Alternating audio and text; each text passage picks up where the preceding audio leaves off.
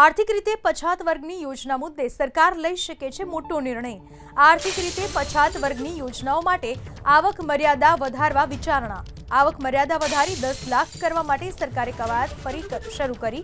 હાલ આર્થિક રીતે પછાત વર્ગો માટે યોજનાના લાભ માટે 6 લાખની મર્યાદા છે। નવી આવક મર્યાદા અમલી બનતા વિદ્યાર્થીઓ અને યુવાનોને લાભ થશે।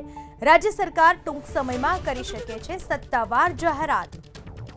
આ વિશે વધુ માહિતી આપવા આપણી સાથે જોડાઈ ચૂક્યા છે મારા સંવાદદાતા કલ્પેશ રાવલ। કલ્પેશ, જો આ નિર્ણય લેવામાં આવે છે તો કયા વર્ગના લોકોને કઈ રીતનો ફાયદો થઈ શકશે અને સરકારની કઈ કઈ યોજનાઓનો લાભ મળી શકશે?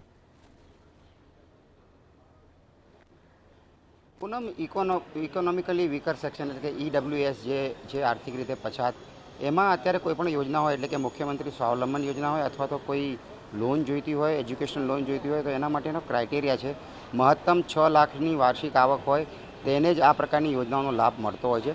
પરંતુ વિવિધ સંગઠનો દ્વારા, સામાજિક સંગઠનો દ્વારા રજૂઆત કરવામાં આવી હતી અને હયાત જે સ્થિતિ છે એને ધ્યાને રાખતા આ આવક મર્યાદા વધારવી જોઈએ એ પ્રકારની લાગણી અને માગણી વ્યક્ત કરવામાં આવી હતી। અને જે માહિતી મળી રહી છે એ પ્રમાણે આજે 6 લાખની આવક મર્યાદા છે વાર્ષિક, એને વધારીને મહત્તમ 10 લાખ સુધીની કરવામાં આવે એવી શક્યતા છે। આ અંગેની આધિકારિક માહિતી પણ મળી છે અને નજીકના ભવિષ્યમાં એની સત્તાવાર જાહેરાત પણ કરવામાં આવે।